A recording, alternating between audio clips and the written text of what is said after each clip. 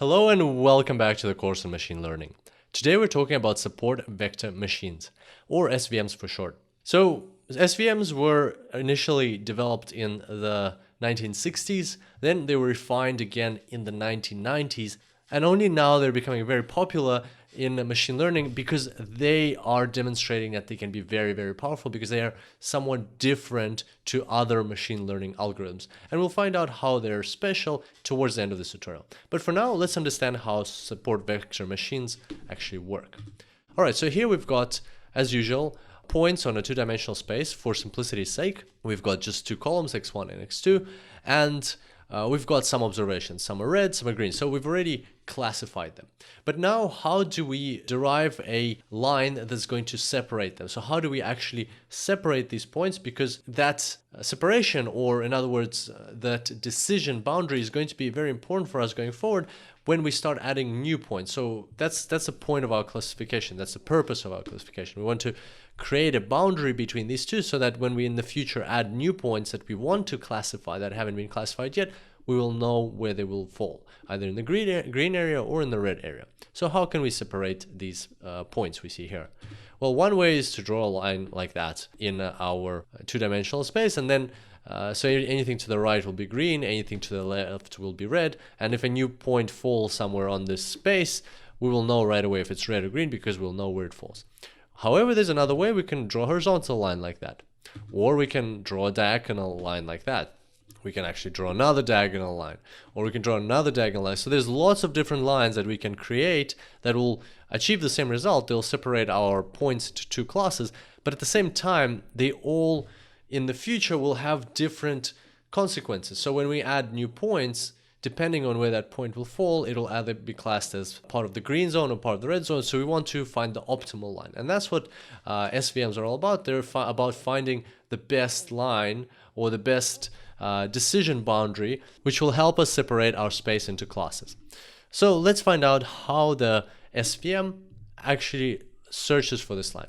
Well, the line is searched through the maximum margin. So here you can see a line, and this is the line an SVM would draw. And so basically, it's the line that separates these two classes of points, and at the same time, it has the maximum margin, which means this distance. So this line is drawn equidistant from this point and this point, and we'll find out exactly why these points in a second. And then the distance between the line and each one of these points, so that's equidistant. And that margin, so the sum of these two distances, has to be maximized in order for this line to be the result of the SVM. And these 2 points are actually called the support vectors. Why they're called vectors, we'll also find out in a second. But so basically, these 2 points are supporting this whole algorithm. So even if you get rid of all the rest of the points, nothing will change. The algorithm will be exactly the same. So these other points, they don't contribute to the result of the algorithm. Only these 2 points are contributing, and therefore they're called the supporting vectors. You can call them supporting points, but in reality they're vectors, and this is why.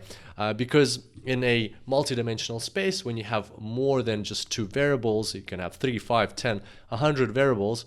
Each point is actually no longer a point because you can't visualize it on a 2-dimensional plane or even a 3-dimensional space, and therefore each of those points that we see here is actually a vector in a multidimensional space. So the more general term for points that we see here are vectors, and this is something that is studied in mathematics in university or high school mathematics. And basically, so generally speaking, they're all vectors. Just in this particular example, when we have 2 dimensions, then we can call them points. But in reality, they're vectors, and that's why they're called support vectors.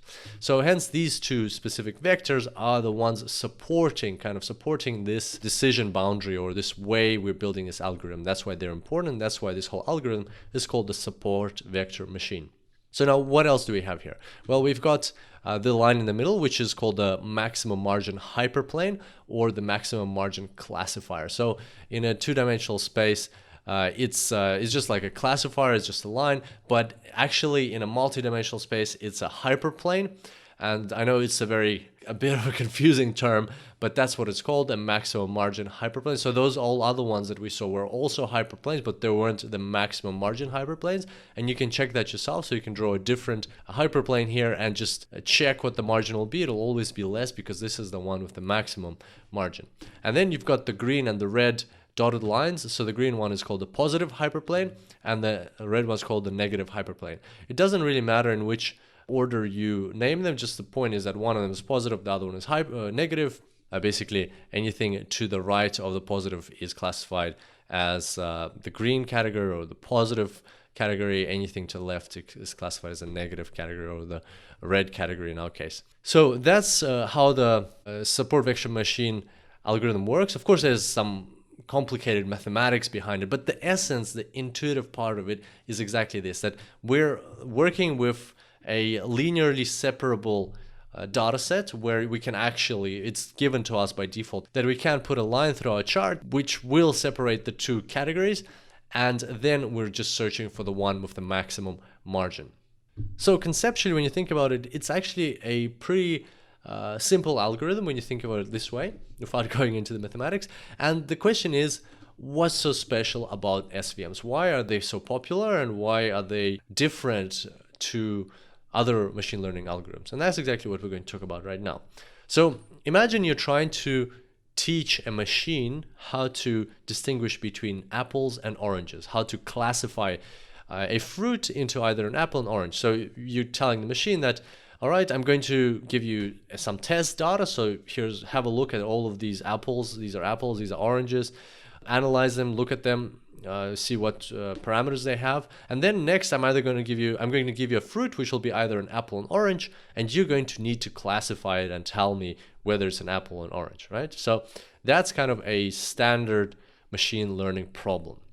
Now, in our case, here you can see, let's say on the right we have oranges, on the left we have apples.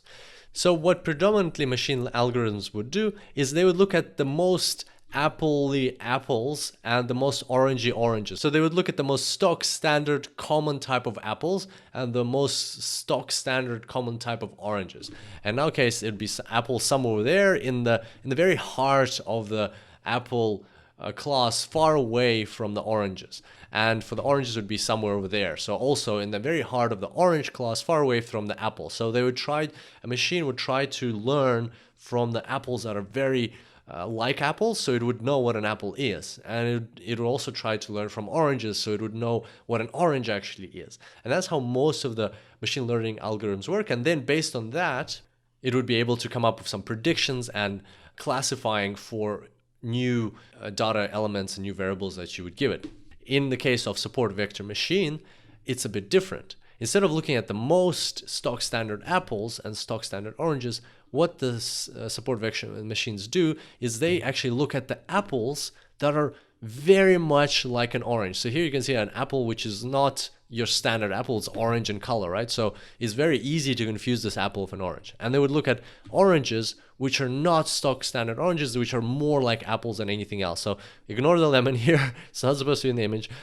Just out of the oranges, the SVM would pick the one that looks the most like an apple. In this case, we have a green orange. It's not normal to have a green orange. When you think of orange, you think of an orange. And so what that is those are the support vectors. So the support vectors, you can see that they're actually very close to the boundary. So they're very close to the apple, or the red one would be very close to the green ones, and the orange or the green mark here would be very close to the red ones. And therefore, the support vector machine, in that sense, you can think of it as like a more extreme type of algorithm, a very rebellious type of algorithm, a very risky type of algorithm, because it looks at the very extreme case, which is very close to the boundary, and it uses that to construct its analysis. And that in itself makes the support vector machine algorithms very special, very different to most of the other machine learning algorithms. And that's why at times they perform much better than non-support vector machine algorithms. So there you go. I hope this explanation and intuition of support vector machines was useful. And now not only you know how they work, but also why they are different to other algorithms out there that are used in machine learning. And on that note, we're going to end today's tutorial. I look forward to seeing you next time. Until then, enjoy machine learning.